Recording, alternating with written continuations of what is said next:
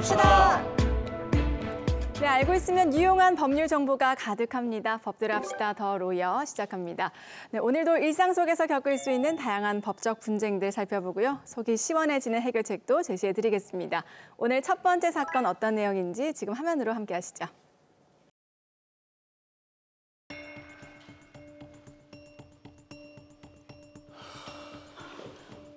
오재영 전화 안 받나? 계속 안 받는다. 동남아 여행 갔다가 곧 온다고 했는데 이거 잠재간가 이거? 법인 인감이랑 통장 다 재영이가 들고 있잖아. 직원들 월급하고 회사 웃잖아.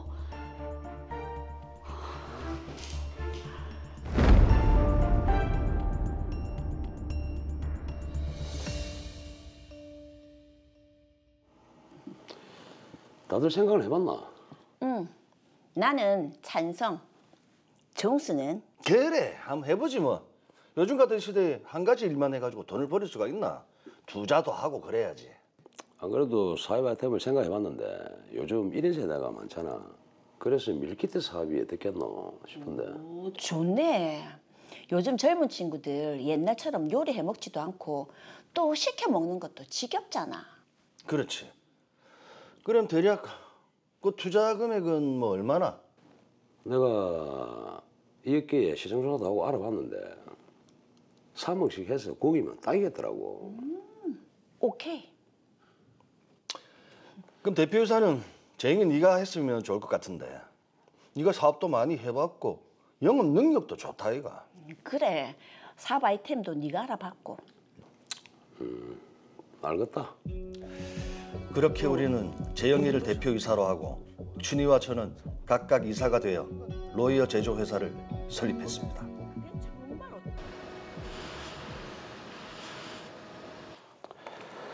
김 과장, 이번 신제품 홍보 잘 됐더라고요. 감사합니다, 대표님. 팀은 모두 열심히 했습니다. 거래처도 좀 많이 늘리고 좀 부탁드립니다. 예. 예. 수고 많아요. 네.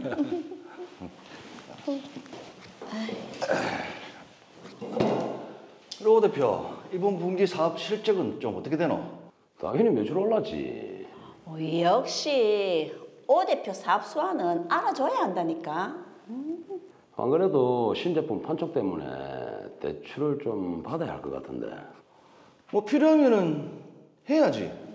신제품 잘 나와서 좀 무리해서라도 홍보랑 판촉만 하면 대박 터질 것 같은데.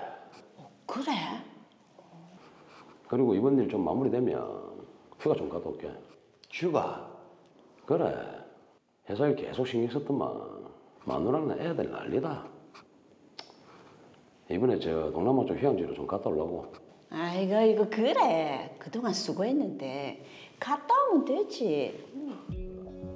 경영을 진두지휘하며 회사 영업도 비교적 잘 되고 있고 매출도 나쁘지 않았습니다. 그래서 저희 두 명은 재영이를 믿었었습니다. 그런데 무슨 문제일까요? 오 대표 전화 안 되나? 안 된다. 가족 여행 간다고 출국한 지 벌써 2달이 지났다. 법인 인감이며 통장은? 회사 관련서는 일체 없다. 이게 아무래도 다 가지고 나간 것 같은데. 어쩌노. 직원들 월급 지급하는 날도 한참 지났는데 주지도 못하고. 김 차장. 이사님들, 대표님 아예 잠적하신 것 같은데 저희들 급여는 어떻게 됩니까? 아니, 오 대표가 법인 인감이며 통장 싹 다 가져가서 우리도 어쩔 수 없어요. 월급 못 받아서 지금 직원들 난립니다. 저도 그렇고요. 급여 지급 안 해주시면 고용노동 쪽에 신고하겠습니다. 저희는 어쩔 수 없이 각자 개인 돈을 모아서 급여를 주게 됐습니다. 오재영이 부재로 회사 경영은 불가능한 상황이었고 오재영을 찾아 나섰지만 소식을 알 길이 없어 답답한 시간만 흘러갔습니다.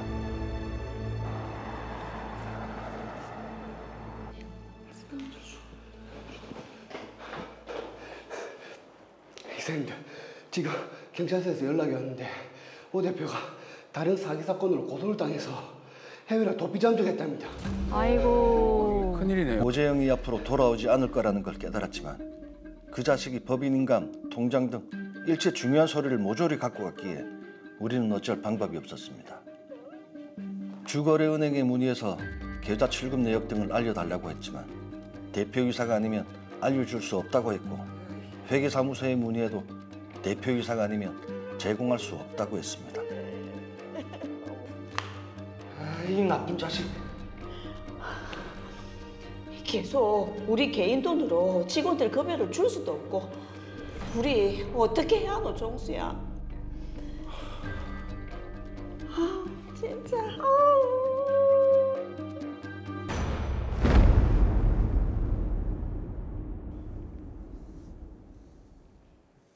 네, 이종수, 박춘희 씨 여러 가지 또 빨리 해결해야 될 일도 많으실 것 같고 참 난감한 상황이네요. 아, 그러네요. 오재영 씨가 진짜 너무한 것 같아요, 진짜. 일단 지금 사건을 빨리 해결해야 되니까 정리부터 먼저 해보도록 하겠습니다. 더 로이어 사건 번호 제503호입니다. 이종수, 박춘희, 오재영 씨는 각각 3억 원씩 합계 총자본금 9억 원으로 주식회사를 설립했습니다. 오재영 씨를 대표이사로 선임하고 이종수, 박춘희 씨는 각각 이사가 되기로 했는데요. 그렇게 회사를 잘 운영하던 중 오재영 씨는 가족들과 해외여행을 다녀오겠다고 하면서 돌연 출국해서 잠적해버렸습니다. 오재영 씨가 법인 인감, 통장 등 일체 서류를 모두 가지고 출국해버려서 직원들 급여를 지급하지 못하고 있었는데요. 이에 직원들은 이종수, 박춘희 씨를 찾아와 급여를 지급하지 않으면 고용노동청에 신고하겠다고 말했습니다. 이에 이종수, 박춘희 씨는 어쩔 수 없이 개인 돈을 모아서 직원들의 급여를 주게 됐는데요. 오재영 씨의 부재로 회사 경영이 불가능한 상황에 엎친 데 덮친 격으로 오재영 씨가 다른 사기 사건으로 고소를 당하게 되자 해외로 도피했다는 사실도 알게 됐습니다. 결국 대표이사가 사라진 상황에서 또다시 직원들의 급여일이 다가오고 이종수, 박춘희 씨는 계속해서 개인 돈으로 직원들의 급여를 지급하는 것도 대표이사가 아니라 회사 경영도 불가능한 상황에 몹시 난감해하고 있습니다. 자, 그러게요. 어떻게 친한 친구 사이에 저럴 수가 있는지. 오재영 씨 정말 너무합니다. 믿을 사람이 정말 없네요. 예. 그렇죠. 자, 특히 지금 해외로 도피한 대표이사 때문에 회사 여러 문제 해결이 시급해 보이는 또 그런 상황이네요. 김경덕 변호사님. 네, 아주 시급해 보입니다. 이 주식회사에서 이 대표이사가 갖는 의미는 굉장히 중요합니다. 그렇죠. 네. 근데 그런 대표이사가 사라졌다. 게다가 이제 법인 인감이며 통장 중요한 서류까지 다 없어졌다고 하니까 이종수, 박춘희 씨가 얼마나 답답하겠습니까? 그럼요. 오늘은 이제 주식회사에서 이 대표이사가 이렇게 없어지거나 아니면 없는 것과 다를 바 없는 그런 경우라면 어떻게 대처해야 하는지 자세히 알아보겠습니다. 네. 자, 그런데 저는 일단 궁금한 게 지금 이종수, 박춘희 씨도 주주이자 이사잖아요. 그럼 지금 두 사람이 대표이사 업무를 좀 대신하면 안 되는지 어떻습니까? 그게 그렇게 좀 쉬운 문제가 아닙니다. 이 대표이사는 이제 이사 중에서 회사의 모든 것을 대표할 수 있는 이사입니다. 네. 근데 대표이사가 아닌 이사는 이사회 구성원이긴 하니까 이사회에서 뭔가를 결의를 할 수는 있는데요. 하지만 이게 대표이사가 아닌 이사가 곧바로 대표이사 업무를 직접 수행할 수 있는 그런 방법은 없습니다. 근데 주식회사의 주인은 주주입니다. 예. 그러니까 이 회사의 주인이 권리를 행사하겠다라고 하면 할 수 있는 거 아니겠습니까? 주주의 권리로 그 행사해서 사건을 해결할 수 있는 방법은 없을까요? 네, 우 사무장님 아주 좋은 질문이신데요. 자, 일반적으로 권리 중에서 소유권이 이제 가장 강력한 권리잖아요. 그렇죠. 그런데 이제 주식회사의 이 소유권은 물론 이 주주에게 있겠죠. 하지만 주식회사의 중요한 이념 중에 하나가 이 소유와 경영의 분리입니다. 네. 소유는 이제 주주가 하지만 경영은 대표이사나 이사회가 하거든요. 그래서 소유와 경영이 분리되니까 주주가 가진 권리와 의무가 따로 있고 대표이사가 가지는 권리와 의무가 또 따로 있는 겁니다. 네. 그래서 주주가 주식회사의 소유자라고 해도 대표이사가 수행해야 할 경영을 직접 담당할 수는 없는 구조입니다.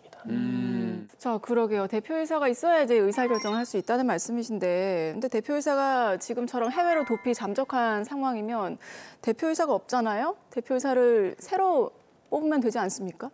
당연히 이제 대표이사 새로 뽑아야겠죠. 예. 근데 상법에 따르면 이 대표이사는 이사회에서 선임한 게 원칙이고 만약에 이제 정관으로 주주총회에서 선임할 수 있도록 한다면 주주총회에서 선임할 수 있거든요. 그런데 제가 이제 사건에 대해서 좀 더 조사를 해보니까 이 로이어 주식회사 정관에는 이제 그런 규정은 없었습니다. 그러므로 이제 이사회에서 이제 대표이사를 뽑아야 하는데 문제는 이사회를 소집하려면 최소 일주일 전에 각 이사에게 통지를 해야 하거든요. 예.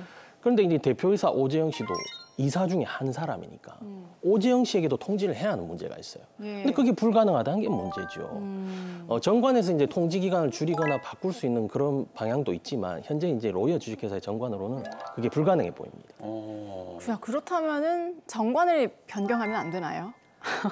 그건 또 더 어려운 문제입니다. 이게 정관 변경은 또 주주총회 특별 결의가 필요한데요. 네. 마찬가지로 상법에서 이 주주총회 2주 전에 각 주주에게 통지가 이루어져야 하거든요.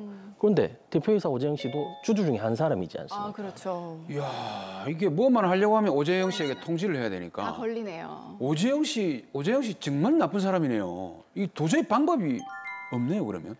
그렇죠. 이게 현재 해외로 도피 중인 오재영 씨에게 통지할 방법이 없다는 게 문제인데 이게 설령 이제 주주총회나 이사회를 억지로 열어서 한다고 하더라도 나중에 이제 오재영 씨가 돌아와서 이걸 문제 삼으면 더 큰 법적 분쟁의 소지가 있거든요. 그렇죠. 대표이사 변경을 하기 위한 이사회나 정관 자체를 변경하기 위한 주주총회나 모두 다 이 통지 문제가 걸리게 되는 겁니다. 계속 도돌이표처럼 이 오재영 씨한테 통지를 했냐 안 했냐 그 절차가 이 발목을 잡게 되는 거죠. 이야. 자, 그 아까 드라마에서 두 사람이 이제 어떻게든 이제 회사 문제를 해결을 해야 되니까 주거래 은행이고 또 회계사무소에 계좌 출금 내역을 알려달라고 했잖아요. 자, 그런데 이게 대표이사가 아니라서 협조할 수 없다라고 했는데 이거는 맞는 말인가요? 예, 안타깝게도 그렇습니다. 이게 대표이사가 이제 법인을 대표해서 통장을 개설하고 했으니까 대표이사 말고는 원칙적으로 접근할 방법이 없어요. 예. 은행 입장에서는 이제 개인 정보가 아주 중요하다 보니까 그 법인은 이제 주주나 이사라고 해도 대표이사가 아닌 사람에게 이게 정보를 함부로 제공하거나 뭐 비밀번호를 바꿔준다든지 이렇게 할 수가 없거든요. 마찬가지로 이제 회계사무소 역시도 이 회계장부의 결제 권한이 대표이사한테 있습니다. 네. 그래서 대표이사가 아닌 주주나 이사에게 그 회계 관련 자료를 나 정보를 곧바로 제공하기는 어려운 입장이죠. 이야. 지금 그러면 이종수, 박춘희 씨가 이러지도 못하고 저러지도 못하고 참 답답한 상황인데 변호사님 좀 방법이 없을까요? 네, 결론부터 말씀드리면 이런 경우에는 이제 예. 법원에 이제 일시 대표이사 혹은 임시 대표이사라고도 하는데 이 일시 대표이사를 선임해달라고 청구해야 합니다. 일시 대표이사 선임 청구를 법원에 한다. 이게 좀 구체적으로 어떻게 하는 건지 좀 말씀해 주시죠. 네, 이제 이사회는 이제 이사로 이제 구성이 되는데 이제 결혼이 생기면 이사회가 이렇게 마비가 되잖아요. 예. 그렇죠. 법원에서는 이런 경우 이제 일시 이사의 직무를 행할 자를 상법에 따라 이렇게 선임할 수가 있어요. 마찬가지로 이제 대표이사도 이사니까 대표이사가 부재 중이라면 일시 이사처럼 일시 대표이사를 선임해달라고 법원에 청구하실 수가 있는 거죠. 자, 법원에 일시 대표이사를 선임해달라고 청구를 하라. 자, 그런 방법이 있었네요. 자, 그럼 일시 대표이사로 누구를 선임합니까? 네, 이제 일시 대표이사는 뭐 이사나 주주, 뭐 관계자 다 선임이 될 수가 있는데 네. 아니면 이제 법원에서 이제 변호사 등 제3자를 선임해 주는 경우도 있습니다. 예. 그런데 이제 드라마 사례의 경우 이제 이종수 씨와 박춘희 씨가 이사 겸 이제 주주로 이게 남아 있고 직원들 급여 문제도 이제 자비로 스스로 해결해 줬잖아요. 그렇죠. 각자 개인 돈을 모아서 해결을 해줬잖아요. 그러니까 이제 이종수 씨와 박춘희 씨 중에서 이게 선임해 달라고 청구한 게 아마 제일 효과적인 것 같습니다. 제가 좀 더 조사를 해보니까 이종수 씨가 앞으로 이 회사를 책임지고 경영할 의사가 있다라고 하더라고요. 그러니까 이제 이종수 씨를 일시 대표이사로 선임해 달라 이렇게 청구하면 법원에서 이제 신문을 거친 후에 변경해 줄 것으로 보입니다. 네. 자, 그러면 만약에 이종수 씨가 일시 대표이사로 선임이 되게 된다면 어떤 업무부터 처리를 하는 게 좋을까요? 네, 가장 먼저 해야 될 게 이제 법원에서 이종수 씨를 만약 일시 대표이사로 선임을 해줬다 네. 하면 본점 소재지에 이 일시 대표이사를 이제 등기할 수 있습니다. 이렇게 먼저 이게 등기부에 대표이사를 변경해야 대외적으로 대표이사 직무를 수행할 수 있겠지요. 네. 그리고 그 다음은 이제 은행에 연락하셔서 기존 통장을 폐쇄하거나 뭐 정지시키고 비밀번호를 바꾸는 게 조치하면서 법인 계좌를 정상화시켜야겠죠. 네. 그리고 이제 회계사무소에 연락해서 관련 자료를 이제 받아내고 그 동안의 경영 상태를 꼼꼼히 점검해야 합니다. 그리고 이를 통해서 직원들 급여 문제라든지 거래처 문제 등 하나하나씩 해결해 나갈 수가 있을 겁니다. 네. 자, 일단 두 분이 빨리 법원에 일시 대표이사를 선임해달라고 청구를 하셔서 이 문제를 좀 해결을 하셔야 될 것 같네요. 그렇습니다. 일단은 뭐 저희들도 정상적으로 돌아가기를 한번 또 기대를 해보겠습니다. 네. 근데 문제는 변호사님, 중요한 게 이 지금 드라마를 우리 봤잖아요. 대표이사가 잠적하거나 이렇게 없는 거나 마찬가지 상태가 된다는 게 실무적으로 이런 경우가 잘 있습니까? 네, 이게 드라마 보시면서 저런 경우가 뭐 있을까 싶긴 하지만 이게 종종 있기는 있습니다. 그래요? 드라마처럼 이제 가끔 이제 주식회사 대표이사가 뭐 도피했다 그런 경우도 있고요. 네. 이 대표이사 이제 사망했다 했을 때 이제 상속인들 사이에 좀 다툼이 생겨가지고 이제 후임 대표이사를 쉽게 정하지 못하는 경우도 있고요. 네. 그리고 이제 경영권 분쟁이 좀 심해져서 우리 소위 말해서 좀 옥새를 들고 잠적했다고 하잖아요. 네네. 모든 중요한 걸 다 가지고 행방불명돼 버린 경우도 있고. 또 어떤 경우는 이제 대표이사가 이제 특정 주주나 이사들을 이렇게 포섭해서 경영은 다 엉망으로 만들면서 이제 다른 관계자들에게 피해를 주는 경우도 있습니다. 네. 이런 경우에는 이제 일시 대표이사 선임 청구 반드시 고려하셔야겠죠. 네. 자, 알겠습니다. 자, 이 사건 정리를 해볼게요. 마지막으로 이종수 박춘희 씨께 한마디 해주시죠. 네, 원래 이제 주식회사의 이제 기원을 따지면 이제 대항해 시대에서 이게 선박 운영에서 비롯됐다고 보는 견해가 많습니다. 이게 투자자들이 이제 선박에 이렇게 돈을 투자하면 이게 선장이 항해를 나가서 돈을 벌어서 이게 투자자들에게 분배하는 걸 이제 주식회사 시초로 보고 있는데, 네. 자 대표이사가 없는 주식회사는 곧 선장이 없는 배와 같거든요. 자 로이어 주식회사에서 이제 대표이사의 부재가 이렇게 장기화되고 있는데 서둘러 법원에 일시 대표이사 선임을 청구하시길 바랍니다. 이런 문제를 해결하기 위해서는 회사 관련 분쟁, 특히 이제 상법 관련 분쟁은 전문적인 지식과 경험이 요구되거든요. 반드시 법률 전문가와 상의하시기를 권유하겠습니다.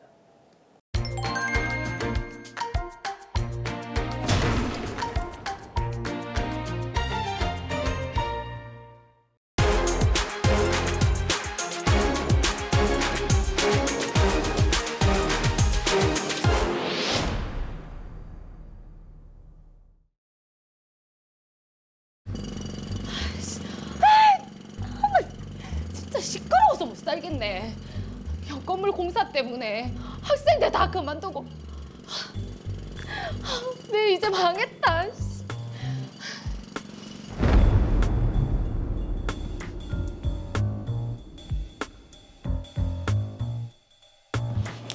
우리 미호 중간고사 얼마 안 남았지? 네, 뭐 진도 못 따라가거나 어려운 문제는 없고? 아직까지는 없어요. 수업 재밌어서 집중도 잘 되고요. 그럼 다행이네. 얼른 집에 가고 내일 보지. 네, 원장님. 안녕하세요. 아, 예. 근데 누구? 저는 학원 바로 옆에 건물 주인입니다. 저 다름이 아니라 저희 건물이 너무 오래돼가지고 새로 짓게 됐거든요. 그래서 미리 양해를 좀 구하려고요. 공사요. 얼마나 걸릴까요? 2개월 정도 걸릴 겁니다. 예. 근데 아시다시피 여기가 영어 학원이라 최대한 좀 피해 안 가게 공사 좀 부탁드릴게요. 예, 알겠습니다. 감사합니다.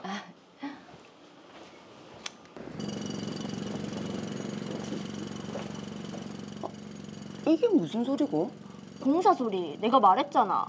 학원 옆에 공사하는데 시끄러워서 수업도 제대로 안 들리고 공부가 안 된다. 한 번씩 진동도 심해서 무섭고. 이 정도인 줄 몰랐는데. 원장님. 안녕하세요. 미호 어머니. 아니, 공사 소음이 이렇게 심해서 애들이 어떻게 공부를 합니까? 아니, 이거 무슨 조치를 좀 취해야 되는 거 아니에요? 죄송합니다. 최대한 피해를 안 주겠다고 했는데 제가 어떻게든 조치를 하겠습니다. 네, 그럼 가보겠습니다. 예.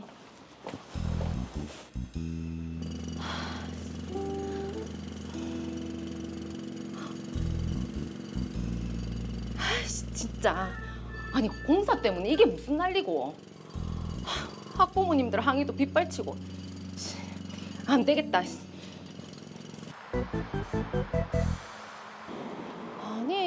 최대한 피해 안 주겠다고 하더만.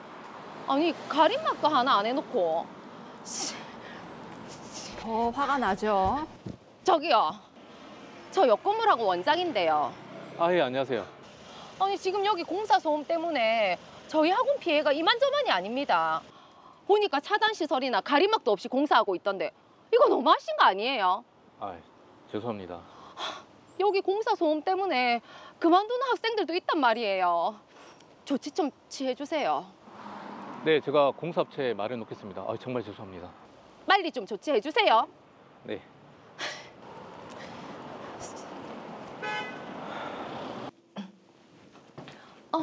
어머니 안녕하세요. 원장님, 저희 미호 오늘부로 학원 그만두겠습니다. 아유, 어머니 갑자기 그만두신다고 하면 아니 갑자기라뇨. 벌써 몇 달 전부터 공사 때문에 항의 드렸는데 아니 뭐 개선되는 건 없고 애가 집중이 안 돼서 성적이 더 떨어졌습니다. 저희 미호 그만둘게요.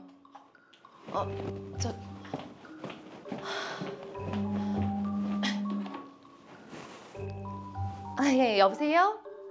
아, 어머니. 예? 아니, 진우가 학원을 더 이상 못 다니겠다고 했다고요. 아, 예. 알겠습니다. 피해가 자꾸 쌓이네요. 이게 다 소음 때문인 거죠? 아, 저놈의 공사. 아니, 2달이면 끝난다더만. 벌써 3달째고. 공사 소음이랑 먼지 때문에 학생들 다 그만두고. 아, 네 이제 진짜 망했다. 아이씨, 진짜 가만히 안 놔둔다. 진짜 너무한 거 아니에요? 최대한 피해 안 주고 하겠다면서요. 근데 공사 현장에 차단 시설 하나 안 해놓고 이러니까 먼지며 소음이 다 우리 학원으로 오는 거잖아요.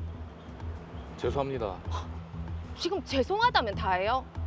그리고 공사 2개월이면 끝난다면서요. 원래 공사 2개월이면 된다고 했는데 공사업체에서 공사를 잘못하는 바람에 저번 달부터 재공사 들어갔습니다.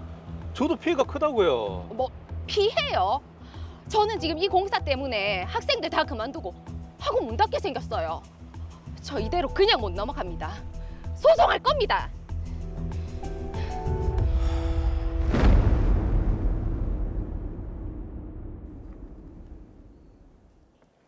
네, 옆 건물의 공사 때문에 지금 김하나 씨의 학원이 문을 닫게 생겼습니다. 아이고, 이걸 어떡하죠? 네, 이게 생계가 달린 문제니까 김하나 씨 입장에서는 굉장히 좀 곤란한 상황입니다. 빨리 좀 해결책을 제시해 드려야 될 것 같습니다. 사건 정리합니다. 더 로이어 사건 번호 제504호입니다. 김하나 씨는 학원을 운영하고 있었는데요. 어느 날 학원 옆 건물주인 최성호 씨가 찾아와서 건물 신축 공사를 한다며 양해를 구했습니다. 근데 공사를 시작한 지 한 달 후 공사 소음과 진동 등으로 인해 학생과 학부모들이 항의하기 시작했는데요. 이에 김하나 씨는 공사 현장을 찾아갔습니다. 그런데 가림막 등 아무런 차단 시설 없이 공사를 하고 있었습니다. 김하나 씨는 최성호 씨에게 조치를 취해달라고 했고 최성호 씨는 공사업체에 이야기하겠다고 했습니다. 하지만 공사가 시작된 지 3개월 후에도 소음과 먼지 등은 줄어들지 않았고 결국 김하나 씨의 학원을 다니고 있던 학생들 대부분이 그만뒀습니다. 참다 못한 김하나 씨는 최성호 씨를 찾아가 공사로 인한 학원 영업 손실에 대해 소송을 하겠다고 한 상황입니다. 네, 하나 씨의 학원 바로 옆 건물의 공사가 몇 달째 이어지고 있어서 지금 피해가 큰 상황인데요. 자, 이승훈 변호사님, 이 사건 어떻게 보셨습니까? 네, 김하나 씨 너무 속상하실 것 같습니다. 그동안 공사장 소음과 진동, 먼지 때문에 고통스러웠을 텐데 이제는 생계까지 위협받고 있는 상황인 것 같습니다. 오늘 이 시간 김하나 씨처럼 인접 공사 소음으로 인해서 피해를 받고 있을 때에는 어떻게 대처해야 하는지 한번 자세히 알아보겠습니다. 네. 자, 우리 일상생활 속에서 인근 또 공사 때문에 피해를 입는 경우가 종종 있기 때문에 자, 오늘 이 시간 통해서 한번 제대로 짚어보도록 하겠습니다. 자, 일단 먼저 김하나 씨 같은 경우에는 지금도 이제 공사가 계속 진행이 되고 있는 것 같아요. 김하나 씨가 최성호 씨를 상대로 제기할 수 있는 법적 조치는 어떤 게 있을까요? 두 가지로 나눠서 생각해 볼 수 있습니다. 첫 번째는 김하나 씨가 최성호 씨와 공사업체를 상대로 더 이상 공사를 진행하지 못하도록 공사 중지 가처분을 신청하는 방법입니다. 네.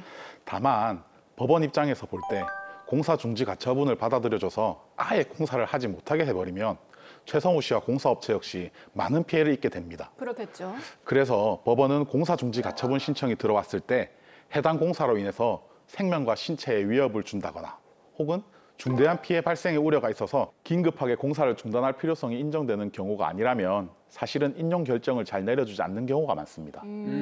공사 중지 가처분이 인용될 가능성이 그렇게 없다면은 일단 두 번째 방법을 좀 찾아봐야 되겠네요. 어떤 게 있죠? 두 번째는 김하나 씨가 최성호 씨를 상대로 손해배상 청구 소송을 제기하는 겁니다. 그러기 위해서는 공사장의 소음이나 진동 또는 분진이 수인 한도를 초과했는지 여부를 먼저 따져봐야 합니다. 네. 수인 한도는 공사장 소음이나 진동을 수인할 수 있는, 그러니까 참을 수 있는 허용치 기준을 법적으로 정해놓은 것을 의미합니다.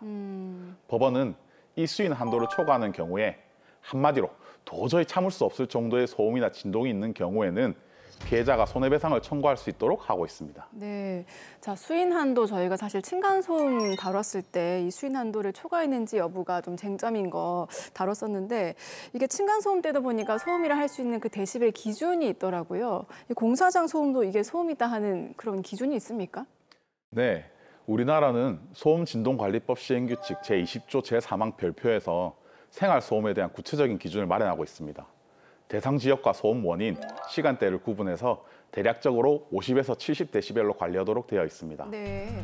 오늘 같은 공사장의 경우에는 오전 5시부터 오전 7시까지, 저녁 6시부터 밤 10시까지, 저녁 시간에는 60데시벨 이하를 유지해야 하고요. 예. 아침 7시에서 저녁 6시까지, 낮 시간 동안에는 65데시벨 이하, 밤 10시부터 아침 5시까지, 밤 늦은 야간 시간에는 50데시벨 이하를 유지해야 합니다. 네, 그러니까 낮에는 좀 다른 시간대보다 조금 더 시끄러워도 되는 거고 그렇죠. 밤에는 낮보다 더 조용히 하도록 이제 규정을 하고 있는데 자, 그런데 변호사님 이게 수인 한도를 초과했는지 이건 어떻게 측정하죠? 네, 오늘 사례처럼 이런 소음 관련 사건을 상담하다 보면 의뢰인들이 가장 많이 물어보는 내용입니다. 네. 요즘은 휴대용 소음 측정기가 있습니다. 인터넷에서 쉽게 구매하실 수 있습니다. 예. 이 소음 측정기를 사용해서 아침, 점심, 저녁, 밤 시간으로 나눠서 약 3분에서 5분 정도 소음을 측정하시면 됩니다. 오. 또 김하나 씨 같은 경우에는 학원뿐만 아니라 공사장 주변 가게나 다른 학원에서도 미리 소음을 측정해 놓고 사진이나 동영상을 남겨놓으면 소송을 진행하는 데 큰 도움이 될 수 있습니다. 자, 그러면 법적으로 정해놓은 수인 한도를 초과하게 되면 곧바로 손해배상을 청구를 할 수 있는 겁니까? 사무장님께서는 어떻게 생각하십니까? 당연히 청구를 할 수 있는 거죠. 넘었잖아요. 근데 물어보는 거 보니까 아무래도 뭐 또 다른 게 있는 것 같은데 뭐 혹시 안 되는 뭐가 있나요? 네, 수인 한도를 넘는 소음이 발생했다고 해서 곧바로 손해배상을 받을 수 있는 것은 아닙니다. 실제로 우리나라 법원은 소음진동관리법의 허용 기준을 초과하는 소음이 발생했다고 하더라도 그것만 가지고 곧바로 위법하다고 단정할 수는 없고 일시적으로 규제 기준을 초과한 것에 불과하다면 손해배상 책임을 인정하지 않는 경우도 많이 있습니다. 네. 소음의 발생 횟수, 정도, 기간, 시간 등을 모두 고려해서 법원이 판단하기 때문에 오늘 드라마 사례에서 김하나 씨 역시 소음 측정을 할 때에는 다양한 장소, 다양한 시간대에서 하셔야 됩니다. 그리고 학부모들로부터 항의받은 내용이나 공사장 주변 주민들의 소음 관련 사실 확인서 같은 것을 미리 준비할 필요가 있습니다. 네.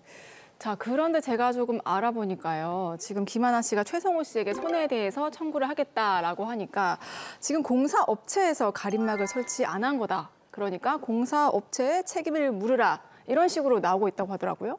네. 공사를 하면서 소음이나 분진을 예방하기 위한 조치를 취해야 할 의무는 1차적으로 공사업체가 부담하는 것이 맞습니다. 그렇기 때문에 김하나 씨는 원칙적으로 공사업체를 상대로 손해배상 청구 소송을 제기해야 합니다. 네. 하지만 김하나 씨가 최성호 씨에게 여러 차례 소음이나 분진을 방지하기 위한 가림막 또는 이에 준하는 시설을 설치해달라고 요청을 했고 네. 또 최성호 씨가 방지 대책을 세우겠다고 약속도 했습니다. 네. 그래서 이런 경우에는 건축주인 최성호 씨 역시 김하나 씨에게 손해를 배상해줘야 될 것으로 보입니다. 자, 그러면 김하나 씨가 최성호 씨를 상대로 손해배상 청구 소송을 하면 지금 어떤 부분을 손해로 인정받을 수 있나요? 네, 김하나 씨는 최성호 씨에게 재산상 손해와 정신적 손해를 모두 청구할 수 있을 것 같습니다. 일단 재산상 손해는 다른 무엇보다도 학원 매출 감소에 따른 영업 손실이 가장 문제가 될 것 같습니다. 예. 그런데 이 영업 손실이라는 것은 피해자가 당시에 영업을 하고 있었다는 특별한 사정으로 인한 손해이기 때문에 상대방인 최성호 씨가 공사 소음으로 인한 김하나 씨의 영업 손실 발생 사실을 알았거나 또는 충분히 알 수 있는 상황이었을 때만 인정됩니다. 근데 이게 이제 김하나 씨가 최성우 씨를 찾아가서 항의를 할 때 공사장 소음 때문에 그만둔 학생들이 생기고 있다라고 말을 했다면 당연히 그 사실을 알고 있지 않을까요? 네, 맞습니다. 최성우 씨는 공사를 시작하기 전에 미리 김하나 씨를 찾아가서 양해를 구하고 자신의 건축 공사 개시 시점에 이미 김하나 씨가 학원을 운영하고 있다는 것을 잘 알고 있었습니다. 네. 그리고 김하나 씨가 최성우 씨에게 지속적으로 학원의 학생 숫자가 줄어들고 있는 것에 대해 항의도 했습니다. 따라서 최성우 씨가 공사 소음으로 인한 김하나 씨의 영업 손실에 대해서는 이미 충분히 알고 있었기 때문에 김하나 씨의 영업 손실에 대한 손해배상 청구는 인정될 수 있을 것으로 보입니다. 네. 자, 그러면 영업 손실에 대해서 지금 손해배상 청구가 인정이 되면 손해액은 이게 어떻게 산정을 하는 건지, 그럼 대략적으로 금액은 어느 정도 나올 것 같은지 궁금합니다. 법원은 영업 손실을 산정할 때에는 실제 손해액만큼 인정해 주기 때문에 감소한 매출액 전부를 영업 손실로 인정해 주지는 힘들 것 같습니다. 실제 순이익의 감소분만 영업 손실로 인정을 해 주는데요. 그래서 김하나 씨 같은 경우에도 학원 수강생 감소로 인해서 줄어든 수강료 전체가 손해액으로 인정되는 게 아니라 학생 한 명당 순이익과 줄어든 학생 숫자를 곱한 금액이 영업 손실 손해액으로 인정될 것으로 보입니다. 네, 자 말씀하신 그 부분이 지금 재산상 손해에 따른 부분인 거고, 그럼 정신적 손해에 대해서는 어떻게 산정합니까? 네, 오늘 드라마 사례와 같은 소음 피해는 법률에 규정된 기준을 초과하는 소음 때문에 발생한 것이니까 일종의 법률 위반, 즉 불법 행위에 의한 손해라고 볼 수 있습니다. 이런 경우에는 피해자는 당연히 법률 위반자에게 정신적 손해배상을 청구할 수 있습니다. 네. 다만 우리나라에서 이 소음 위반으로 인한 정신적 손해배상 금액은 일반적으로 100만 원에서 200만 원 정도로 매우 작은 금액입니다. 따라서 김하나 씨도 이와 비슷하게 인정받지 않을까 싶습니다. 야, 너무 적다. 참. 근데 지금 김하나 씨가 공사를 하고 있는 최성우 씨를 찾아가서 최성우 씨에게 손해배상 청구를 할 수 있다고 했잖아요. 네네. 그런데 공사를 하고 있는 사람도 책임을 물을 수 있다고 했으니까 공사하고 있는 업체에도 손해배상을 청구할 수 있습니까? 네, 물론입니다. 조금 전에 제가 공사장 소음으로 인한 피해는 불법 행위에 의한 손해라고 말씀드렸습니다. 네. 최성우 씨와 공사업체는 어떻게 보면 공동으로 함께 소음 발생이라는 불법 행위를 한 것으로 볼 수 있습니다. 오. 따라서 최성우 씨와 공사업체는 공동으로 함께 이러한 불법 행위에 대해서 책임을 져야 할 것으로 보입니다. 네. 자, 그러게요. 김하나 씨 참 피해가 큰 상황인데 최성우 씨뿐만이 아니라 공사 업체로부터도 이 손해배상을 받을 수 있다고 하니까 그나마 다행인 것 같습니다. 그렇죠. 그 공사를 하고 있는 주체죠. 건물 주인인 이 최성우 씨 입장에서도 보면 공사가 잘못돼서 2개월이었던 공사 기간이 다시 재공사를 하는 바람에 더 늘어나서 괴롭다라고 이렇게 얘기를 했거든요. 그렇죠. 최성우 씨가 이 업체를 상대로 뭐 손해배상을 청구한다든지 이런 방법은 없습니까? 네, 물론 할 수 있습니다. 일반적으로 공사 도급 계약서를 보면은 대부분 공사 기간이 명시되어 있습니다. 또 이 공사 기간을 지키지 못할 경우에는 지체 상금이 발생하는 것으로 기재되어 있는 경우가 많습니다. 네. 아마 최성우 씨의 공사 도급 계약서에도 이와 비슷하게 기재되어 있을 것으로 추측됩니다. 그렇다면은 최성우 씨는 공사업체를 상대로 지체된 공사 기간만큼의 지체 상금을 청구할 수 있습니다. 그리고 만약 최성우 씨가 김하나 씨로부터 소음, 분진, 발생에 대한 항의를 받은 후에는 이러한 내용을 공사업체에 알리고 또 가림막이나 이에 준하는 시설 설치를 해달라고 요청했는데도 불구하고 공사업체가 이를 무시했다면 최성우 씨는 김하나 씨에게 손해배상을 한 이후에 또 공사업체를 상대로 구상금을 청구할 수도 있습니다. 네. 자, 마지막으로 의뢰인이시죠. 지금 공사 소음으로 고통받고 계신 우리 김하나 씨께도 한 말씀 해주시죠. 네, 김하나 씨. 공사장 소음 때문에 생계까지 위협받고 있는 상황인 것 같은데 일단 인터넷에서 소음 측정기를 하나 구매하십시오. 그리고 일주일 정도 아침, 점심, 저녁, 밤 시간대에 소음을 측정해 놓으십시오. 학부모들로부터 항의를 받은 내용이나 또 공사장 주변 주민들의 소음 관련 사실 확인서 같은 것들도 미리 준비하시는 게 좋을 것 같습니다. 그리고 여기서의 손해는 학원 수업을 수강하는 학생 감소로 인한 영업 손실과 정신적 손해가 될 겁니다. 그러니까 미리 학생 감소로 인한 순이익 감소분과 관련된 자료를 준비하시는 게 좋을 것 같습니다. 이런 준비가 어느 정도 된 다음에 최성우 씨와 공사업체를 상대로 손해배상 청구 소송을 제기하시면 될 것 같습니다.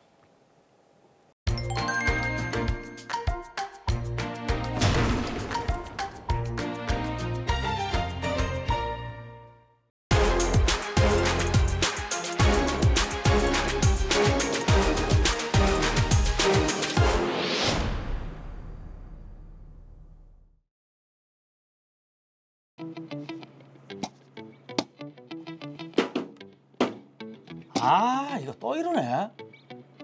지난번에도 이러다가 컴퓨터 다 해킹되고 난리였는데. 아이, 진짜 이참에 개인 업무용 컴퓨터를 하나 새로 장만하는 게 낫겠네. 아이, 진짜. 어디 보자.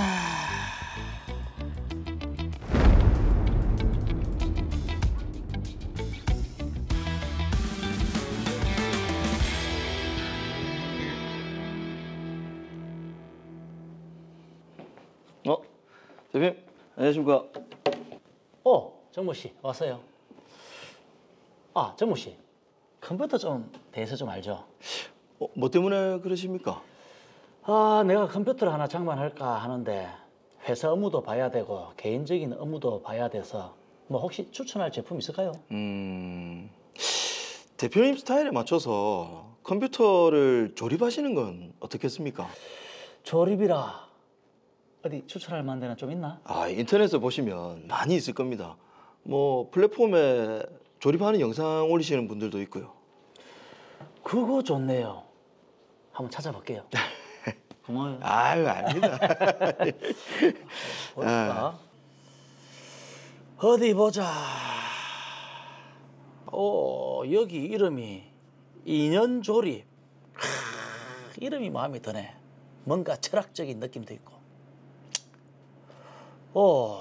컴퓨터를 조립하거나 수리할 때마다 영상을 올리네.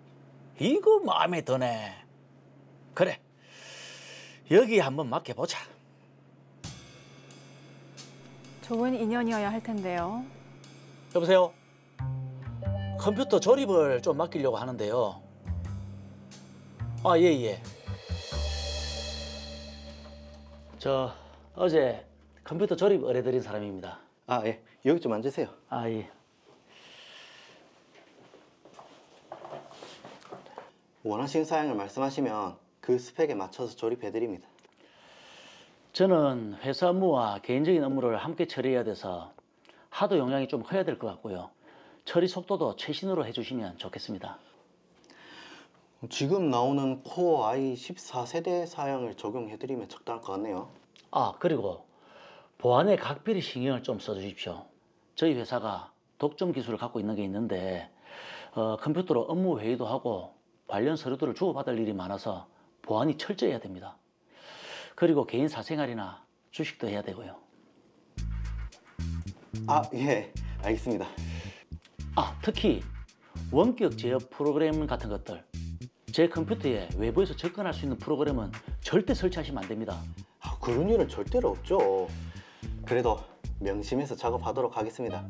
그럼 조립 잘 좀 부탁드리겠습니다. 예, 작업 과정도 보내드리고 작업이 끝나는 대로 배송의 설치까지 싹 다 해드리겠습니다. 예, 고맙습니다. 예, 고맙습니다.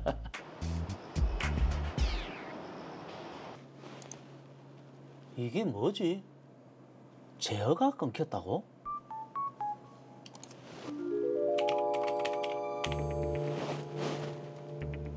원격 제어 프로그램이라고? 그럴 리가 없을 낀데. 원격 제어 프로그램은 아까 컴퓨터 조립할 때 절대 깔지 말라고 했잖아요. 그렇죠. 제어당하는 컴퓨터 전원이 켜지면 알람이 뜹니다. 뭐? 제어하는 컴퓨터에서 내 컴퓨터 전원이 켜지는 거랑 실시간 제어가 가능하다고? 설마 그 조립한 사람이?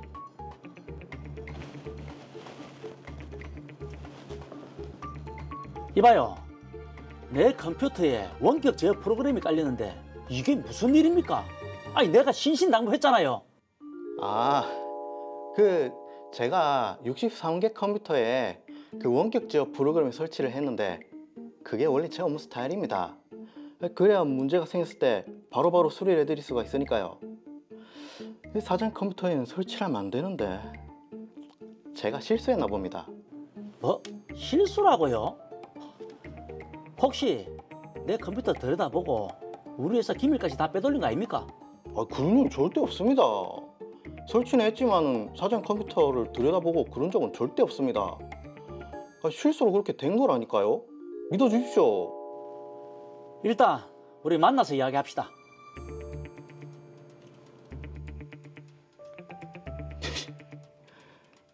사장님, 혼자 주식 재미 보고 그러시면 안 되지. 그거 좀 훔쳐본 건데 뭐 이렇게 난리치시나? 계속 이야기를 하자고 하니 그럼 나도 준비를 좀 해야지. 어떤 준비일까요?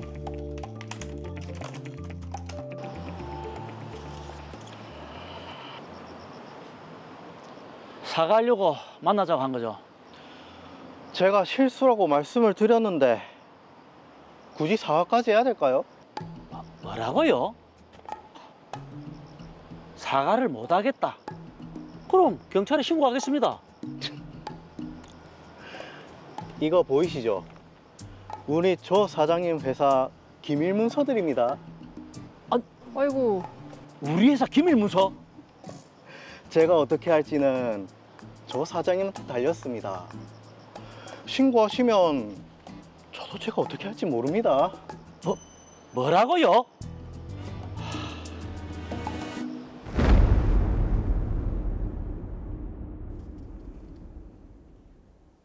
네, 컴퓨터 조립 한번 잘못 맡겼다가 지금 협박까지 당하고 계신데 조한웅 씨, 걱정이 크실 것 같습니다. 이야, 이건 좀 빨리 해결을 해봐야 될 것 같습니다. 사건 정리부터 먼저 하죠. 더 로이어 사건 번호 제505호입니다. 중소기업 대표를 맡고 있는 조한웅 씨는 회사 업무와 개인 용무를 위해 컴퓨터를 새로 구입했는데요. 기성품 대신 자신의 필요에 맞도록 컴퓨터를 조립하기로 했습니다. 업체를 알아보던 중 조립 과정을 동영상으로 공개하는 김수리 씨 업체를 알게 돼 컴퓨터 조립을 맡겼습니다. 회사의 기밀 업무 등을 처리해야 하기에 보안은 물론이고 원격 제어 프로그램 같은 것들도 절대 설치하지 말아달라고 했습니다. 하지만 몇 달 후 자신의 컴퓨터에서 원격 제어 프로그램이 발견됐고 이를 따지자 김수리 씨는 오히려 회사와 개인정보 등을 이용해 조한웅 씨를 협박해 왔습니다. 네, 지금 허락도 없이 특히 절대로 설치하지 말라고 했던 원격 제어 프로그램을 설치한 것도 모자라서 지금 피해자가 알지도 못하는 방식으로 작동까지 하게 한다? 굉장히 좀 섬찟한데요. 김영우 변호사님, 자, 김수리 씨의 이런 행동 심각한 범죄 아니겠습니까? 네, 맞습니다. 김수리 씨가 한 행동들은 정보통신망 침입, 비밀 침해, 악성 프로그램 전달, 협박 등에 해당할 수 있을 것으로 보이고요. 경우에 따라서는 영업 비밀 취득, 개인정보보호법 위반, 전자금융거래법 위반, 여신전문금융업법 위반, 컴퓨터 등 장애 업무 방해죄, 컴퓨터 사용 사기, 전기통신금융사기 등에 해당할 수 있습니다. 네. 더불어서 성범죄나 통신비밀보호법 위반죄에도 해당할 수 있겠습니다. 아유, 정말 일일이 열거하기도 참 힘들 만큼 너무 많은 죄를 저지르셨는데 하나씩 살펴보도록 하겠습니다. 자, 먼저 정보통신망 침입, 이건 어떤 범죄입니까? 네, 정보통신망 이용 촉진 및 정보보호 등에 관한 법률 제48조 제1항에서는 누구든지 정당한 접근 권한 없이 또는 허용된 접근 권한을 넘어 정보통신망에 침입하여서는 아니 된다라고 규정하고 있습니다. 또 같은 법 제71조 제1항은 처벌 규정인데요. 5년 이하의 징역 또는 5천만 원 이하의 벌금에 처한다라고 규정하고 있습니다.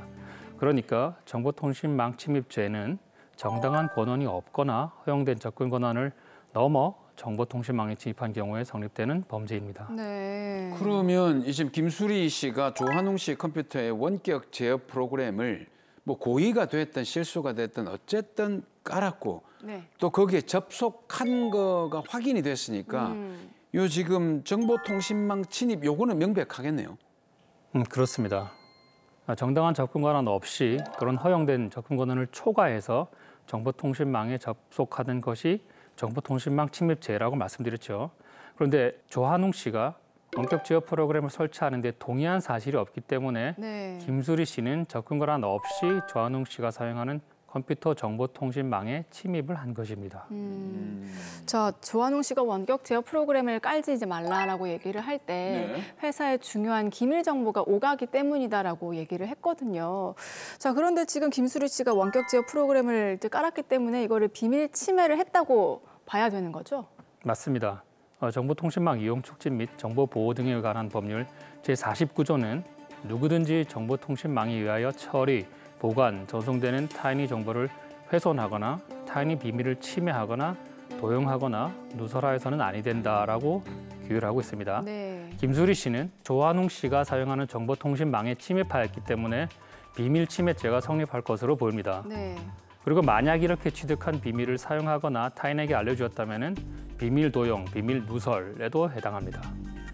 자, 뭐 회사 기밀뿐만이 아니라 뭐 개인 메신저, 이메일, 사진, 동영상 등을 누군가가 보고 있다. 어우, 끔찍합니다. 그렇죠. 네. 이야, 이게 지금 김수리 씨가 이 설치한 프로그램은 근데 중요한 거는 제거를 하려고 해도 제거가 안 됩니다. 네. 이 정도면 악성 바이러스라고 봐야 되지 않을까요? 그렇습니다. 악성 프로그램을 전달하는 것도 죄가 됩니다. 정보통신망 이용 촉진 및 정보 보호 등에 관한 법률 제48조 제2항은 누구든지 정당한 사유 없이 정보통신 시스템, 데이터, 프로그램 등을 훼손하거나 멸실하거나 변경하거나 위조하거나 그 운용을 방해할 수 있는 프로그램, 즉 이런 악성 프로그램을 전달 또는 유포해서는 아니 된다라고 규정하고 있습니다. 악성 프로그램을 전달하거나 유포하는 그 자체도 범죄가 되는군요. 맞습니다. 예. 데이터나 프로그램을 훼손하거나 멸실하거나 변경하거나 위조하거나 운용을 방해할 수 있는 프로그램을 악성 프로그램이라고 한다고 말씀드렸는데요. 네. 이런 악성 프로그램을 특정한 일인에게 건네주는 것이 전달이고 불특정 또는 다수인에게 전파하는 것이 유포입니다. 그럼 지금 이 사건 같은 경우는 전달인가요? 아니면 유포인가요? 네, 지금 김수리 씨가 조한웅 씨 모르게 원격 제어 프로그램을 설치했으니까 전달을 한 것이라고 봐야 하겠습니다. 그런데 이게 이제 원격 제어 프로그램은 사실 시중에서도 판매가 되는 걸로 알고 있는데 이런 것도 악성 프로그램이라고 해야 될까요? 네. 대법원은 악성 프로그램에 해당하는지 여부는 프로그램 자체를 기준으로 하되 그 사용 용도 및 기술적 구성, 작동 방식, 정보통신 시스템 등에 미치는 영향, 프로그램 설치에 대한 운용자의 동의 여부 등을 종합적으로 고려하여 판단해야 한다라고 판시한 바 있습니다. 네. 그러니까 프로그램 설치에 대한 동의 여부까지 고려한다면 합법적으로 유통되는 프로그램도 악성 프로그램이 될 수도 있습니다. 다만 합법적으로 유통되는 프로그램도 악성 프로그램이 될 수 있다라는 명시적인 대법원 판결례는 없습니다. 그래서 의견 차이가 있을 수는 있습니다. 네. 자, 그런데 저는 이 사건에서 가장 이제 중요한 부분이라고 생각이 드는 게 지금 조한웅 씨 회사가 단독으로 가진 그 기술이 있었거든요. 근데 김수리 씨가 이거를 보고 유출했을 가능성이 있지 않을까 이런 생각이 드는데 이게 영업 비밀이 유출되는 거면은 중범죄인 거죠? 그렇습니다. 영업비밀 취득죄는 부정한 이익을 얻거나 영업비밀 보유자에게 손해를 입힐 목적으로 그 영업비밀을 취득, 사용하거나 제3자에게 누설함으로써 성립하는 범죄입니다. 네. 이 사건에서 김수리 씨는 영업비밀 취득죄가 성립할 수 있습니다. 자, 그런데 이게 영업비밀로 보호를 받으려면 갖춰야 할 조건이 있다고 알고 있거든요. 말씀을 좀 해주시죠. 네. 영업비밀로서 보호받기 위해서는 먼저 공공연하게 알려져 있지 않은 정보라는 비공지성을 갖춰야 합니다. 두 번째로 상당한 노력에 의하여 비밀로 유지되는 정보라는 비밀 관리성이 있어야 합니다. 네. 세 번째로 정보의 사용을 통해 경쟁상의 이익을 얻을 수 있거나 그 정보의 취득이나 개발을 위해 상당한 비용이나 노력이 필요하다라는 독립된 경제적 가치성이 있어야 합니다. 네. 이런 세 가지 요건이 구비되어야 영업 비밀이라고 할 수 있습니다. 그러면 조한웅 씨 회사의 이 영업 비밀은 그 세 가지 조건을 갖춘 영업 비밀이라고 할 수 있을까요? 네, 제가 사건을 좀 더 알아본 바에 의하면 조한웅 씨 회사는 이 기술의 비밀 유지를 위해서 특허조차 신청을 하지 않았다고 합니다. 네. 특허를 받으려면 기술을 공개해야 하기 때문에 자신의 기술이 특허로 보호받지 못하더라도 이 기술을 공개하지 않겠다라는 결정을 했다고 합니다. 네. 이 정도로 조한웅 씨 회사의 기술은 독보적인 기술이었고 회사 역시 업계에서 독점적인 위치에 있었다고 합니다. 네. 물론 영업 비밀 보호에도 엄청난 노력을 기울였고요. 그렇기 때문에 당연히 조한욱 씨 회사의 기술은 영업 비밀에 해당할 것으로 보입니다. 네, 사실 뭐 저는 제가 잘 몰라서 그런지 어찌 보면 이게 원격 제어 프로그램을 몰래 설치한 것일 뿐인데 그렇죠. 이렇게 또 큰 범죄가 될 수 있다니까 말씀을 들을수록 굉장히 놀랍네요. 예. 네, 맞습니다. 요즘 사람들은 모두 개인정보나 업무 관련 정보를 컴퓨터 그리고 스마트폰으로 처리하는 경우가 많습니다. 그런데 이 컴퓨터나 스마트폰 전체를 몰래 들여다본다? 이건 정말 상상조차 하기 무서운 일입니다. 예. 김수리 씨는 남의 정보를 몰래 훔쳐보는 것 그 자체가 범죄라는 점을 반드시 유념해야 하겠습니다. 자, 그러니까요. 김수리 씨가 그 심각성을 좀 알아야 되는데 지금 원격 제어 프로그램 설치해서 끝난 게 아니라 이걸 따지는 조한웅 씨에게 협박까지 했잖아요. 네, 김수리 씨는 자신이 가지고 있는 조한웅 씨에 관한 비밀이 어떤 것인지 또 어느 정도나 가지고 있는지를 알 수 없도록 봉투와 USB만을 보여줬는데 조한웅 씨가 느끼는 공포심을 더욱 커지게 하려는 의도가 있었던 것으로 보입니다. 네. 이 정도의 협박 수법을 볼 때 김수리 씨는 이런 협박이 처음이 아닌 것 같습니다. 그러네요. 저희들이 봐도 정말 그 야비한 그 느낌이 있지 않습니까? 한두 번 해본 솜씨가 아닌 것 같아요. 네. 그러면 이 조한웅 씨는 어떻게 해야 됩니까? 김수리 씨를 경찰에 신고하기만 하면 되는 겁니까? 사실 조한웅 씨는 김수리 씨에게 따지지 말고 바로 경찰에 신고하였어야 합니다. 김수리 씨가 원격 제어 프로그램이 발각되었다는 사실을 알아내기 전에 경찰에 알렸다면은 경찰에서 기습적으로 압수수색을 할 수 있었기 때문입니다. 그래도 지금이라도 경찰에 신고해야 합니다. 김수리 씨에게서 조립 PC를 구입한 사람, 김수리 씨에게서 컴퓨터 수리를 받은 사람이 많은데 네. 그 사람들 모두가 피해자일 수 있기 때문입니다. 사실 이런 일이 안 일어나게 하는 게 가장 중요할 텐데 좀 예방법이랄 게 있을까요? 현실적으로는 없습니다. 컴퓨터 수리를 하거나 컴퓨터를 조립할 때 옆에서 감시하지 않는다면 이런 원격 제어 프로그램은 설치되었는지조차 알 수 없기 때문입니다. 네. 컴퓨터 전문가가 아닌 일반인은 도저히 알 수가 없습니다. 그렇겠네요. 자, 이 사건 정리해 보겠습니다. 마지막으로 시청자분들께도 한 말씀 해주시죠. 네. 지금과 같은 정보통신 시대에 컴퓨터나 스마트폰은 우리 모든 정보를 담고 있습니다. 기록 정보뿐만 아니라 생체 정보까지 모든 정보가 담겨 있습니다. 그런 컴퓨터나 스마트폰을 누군가가 나 모르게 원격 제어하고 있다는 건 너무나 무서운 일입니다. 시대가 변한 만큼 우리 모든 정보가 저장된 컴퓨터나 스마트폰을 취급하는 사람들이 나쁜 마음을 먹지 못하도록 입법적으로 또 형사정책적으로 제어하는 것이 절실히 필요해 보입니다.